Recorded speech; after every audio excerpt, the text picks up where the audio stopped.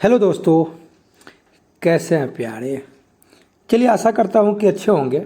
ये है आपका गोधुली क्लास 10th चैप्टर नंबर 4, नाखून क्यों बढ़ते हैं। इसके रचयिता हैं हजारी प्रसाद द्विवेदी जी हैं। ठीक है, तो चलिए बिना देर के हुए क्वेश्चन को शुरू करते हैं। ओके, तो फर्स्ट क्वेश्चन है, द्विवेदी जी से किसने पूछा था नाखून क्यों बढ़ते हैं। लड़के ने, लड़की ने, पत्नी ने, नौकर ने। तो इनकी लड़की, कौन लड़की पूछी थी कि नाखून क्यों बढ़ते हैं। ओके, चलिए देखेंगे हाँ, तो ऑप्शन नंबर ये इसका हो गया बी सही आंसर। ठीक है, यहाँ पे ऑप्शन नंबर ये दिया, ये गलत है। ठीक है, आगे देखेंगे अगला क्वेश्चन नंबर 2। किसने कहा था कि सब पुराने अच्छे नहीं होते, सब नए खराब ही नहीं होते। सब पुराने अच्छे नहीं होते, सब नए खराब ही नहीं होते। ये आपका कहे थे Hazari Prasad Dwivedi. Option number B इसका करेक्ट आंसर है। ओके, अगला देखेंगे, नाखून क्यों बढ़ते हैं पाठ में बूढ़े ने सबसे बड़ी चीज किसे माना है। प्रेम, क्रोध, भय, घृणा। तो प्रेम को, ओके, प्रेम को सबसे बड़ी चीज माने हैं। अगला है क्वेश्चन, लेखक के अनुसार मनुष्य के नाखून किसके जीवंत प्रतीक है। मनुष्यता के, सभ्यता का, पार्श्वी वृत्ति, संदर्भ के। तो पार्श्वी वृत्ति के, ऑप्शन नंबर इसका सी आंसर हो जाएगा। ओके, पार्श्वी वृत्ति यानी पशु का नाखून क्यों बढ़ते हैं। गद्य की कौन सी विद्या है, कहानी, कविता, भाषण, ललित निबंध।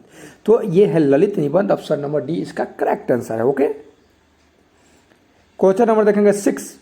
हजारी प्रसाद द्विवेदी द्वारा रचित पाठ है। फर्स्ट ही ऑप्शन सही हो जाएगा, नाखून क्यों बढ़ते हैं।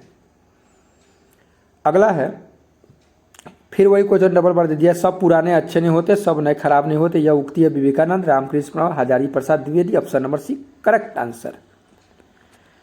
अगला है, पुराने का मोह सब समय वांछनीय ही नहीं होता। किस लेखक की पंक्ति है। यह बात किसने कहा है कि पुराना का जो मोह आपके पास है वो वांछनीय ही नहीं होता। ठीक है, ये है आपका हजारी प्रसाद द्विवेदी जी का। हजारी प्रसाद द्विवेदी जी का जन्म कब हुआ था, 1907। Option number A correct answer. सहजात वृत्तियां किसे कहते हैं, अस्त्रों के संचयन को, अनजान स्मृतियों को, अनजान स्मृतियों को। Option number B correct answer है। कौन नाखून को जिलाया जा रहा है, मनुष्य, राक्षस, प्रकृति, पशु। प्रकृति, ऑप्शन नंबर सी। अगला है, अनाम दास का पोथा साहित्य की किस विद्या की रचना है। तो ये अनाम दास का पोथा कह रहा है कि साहित्य की कौन सी विद्या है। क्या वो साहित्य कहानी है या उपन्यास है, निबंध है, नाटक है। तो ये है आपका उपन्यास है। अनाम दास का पोथा क्या है, एक उपन्यास है, नोवेल है। ठीक है, ऑप्शन नंबर इसका पी करेक्ट आंसर हो जाएगा। ओके, अब देखेंगे क्वेश्चन नंबर 13।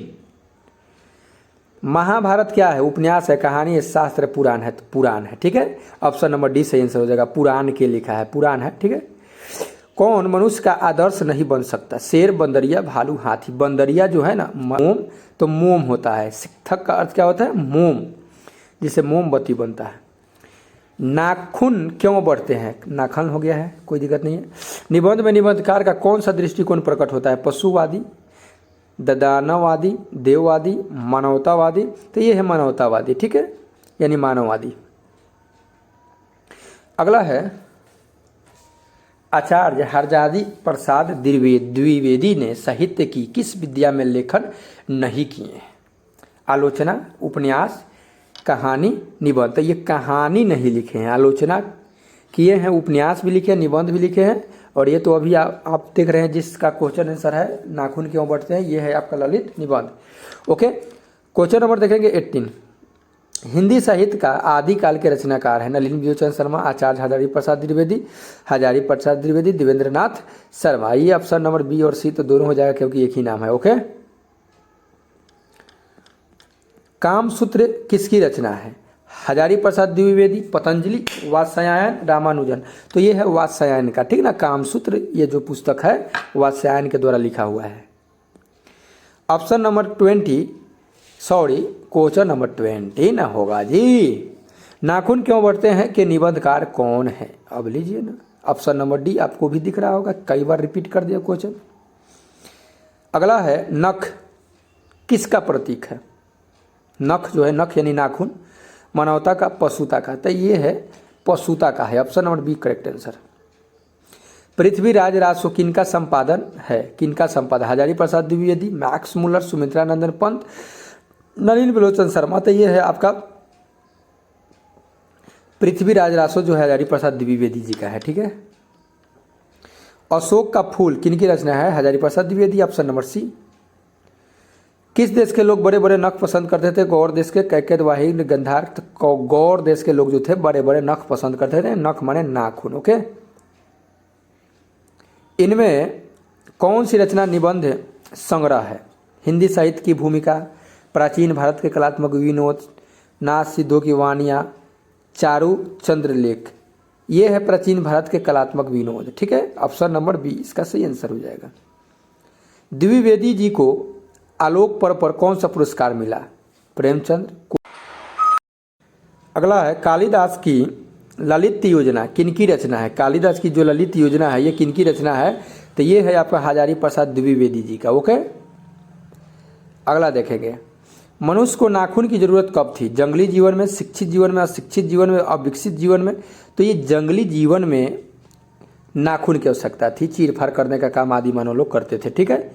पहले होता था कि नाखून काटने पर पिटाई होता था, आज नाखून रखने पर पिटाई होता है। उस समय नाखून का काम था, आज नाखून की कोई ज़रूरत नहीं है, इसलिए नाखून को काटना है क्योंकि उसमें गंदगी हो जाएगा, गंदगी होगा तो बीमारी होगा। उस समय क्या होता था कि नाखून से चीर फाड़ करने का काम किया जाता था। चलिए आगे देखते हैं क्वेश्चन नंबर 29। असुरों के पास नहीं थे विद्याएं, शक्ति, युद्ध कौशल, लोहे के अस्त्र। तो लोहे के अस्त्र असुर के पास नहीं थे, ठीक है। Option number D. नाखून क्यों बढ़ते हैं निबंध के लेखक ने किस बुढ़े का जिक्र किया है? बाल कृष्ण गोखले, सरदार पटेल, महात्मा गांधी के बारे में कहे हैं, ठीक है। कौन सी रचना हजारी प्रसाद द्विवेदी की नहीं है? अशोक के फूल तो हिले है, माटी के मूर्ति वान भट्ट की आत्मकथा, हिंदी। अशोक के फूल इनका जो है, देखिए यहाँ पे इसको देना चाहिए था कि कौन सी रचना हजारी प्रसाद द्विवेदी की है, तो यहाँ नहीं लिख दिया है, ठीक ना। हाय होना चाहिए, अशोक का फूल इनका है, ठीक ना, बाकी नहीं है। ओके, नखधर मनुष्य किस पर भरोसा करके आगे की ओर चल पड़ा है? स्वयं पर, देवताओं पर, पाषाण अस्त्र पर, एटम बम पर। तो एटम बम पर, ऑप्शन नंबर डी। नाखून क्यों बढ़ते हैं निबंध नई पीढ़ी में कैसा भाव जगाता है? सांस्कृतिक, आत्मगौरव, स्वाधीनता, देशभक्ति, देवत्व।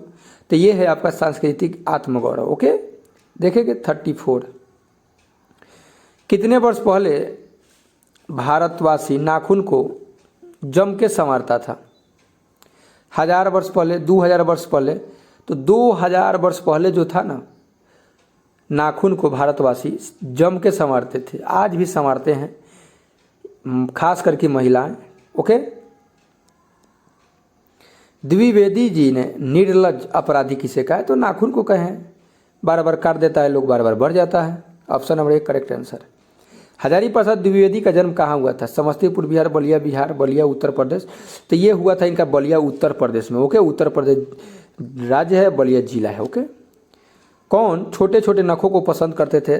दक्षिणात्य, पूर्वात्य, मालव, माध्यसी। दक्षिण के जो लोग थे वो छोटे छोटे नख पसंद करते थे। Option number 1 correct answer. देवताओं का राजा से किन्हें संबोधित किया जाता है? महादेव, विष्णु, इंद्र। इंद्र को कहा जाता है। Okay, option number C answer. Hazari Prasad Dwivedi की मृत्यु कब हुई? कब चल बसे? 1907 में जो जन्म लिए थे, चल बसे थे 1979 ईस्वी में दिल्ली में इनका निधन हो गया। ओके। देवेंद्र को मानवेंद्र ने क्यों सहयोग लेना पड़ा? देवेंद्र को मानवेंद्र से क्यों सहयोग लेना पड़ा? मतलब देवेंद्र मतलब देवों को मनुष्य से क्यों सहयोग लेना पड़ा? पत्थर के अस्त्र होने के कारण, लोहे के अस्त्र शस्त्र के कारण, नखास्त्र के कारण, लकड़ी के अस्त्र। तो लोहे के अस्त्र शस्त्र लोगों के पास था, इसलिए देवता ने सहयोग लिया। Okay, option number B correct answer. तो ये मेरे प्यारे 40 क्वेश्चन था इस चैप्टर से, नाखून क्यों बढ़ते हैं, जिनके लेखक हैं हजारी प्रसाद द्विवेदी। यह एक ललित निबंध है। तो आपसे रिक्वेस्ट रहेगा कि 1 से 2 बार देख लीजिए और ये आपको कंफर्म हो जाएगा। और वीडियो अच्छा लगे तो वीडियो को लाइक वाइक कर दीजिएगा, चैनल को सब्सक्राइब करके बेल आइकन को प्रेस कर लीजिएगा, क्योंकि जब मैं ऐसे ही वीडियो को डालते रहूँगा, ये टोटल चैप्टर का मैं करवा दे रहा हूँ हिंदी 100 नंबर, ठीक है। उसके बाद व्याकरण करवाऊँगा। तब देखिए 2023 के एग्जाम में कैसे गर्दा उड़ रहा है। ओके, तो चलिए मिलते हैं नेक्स्ट वीडियो में, तब तक लीजिए take care and good bye.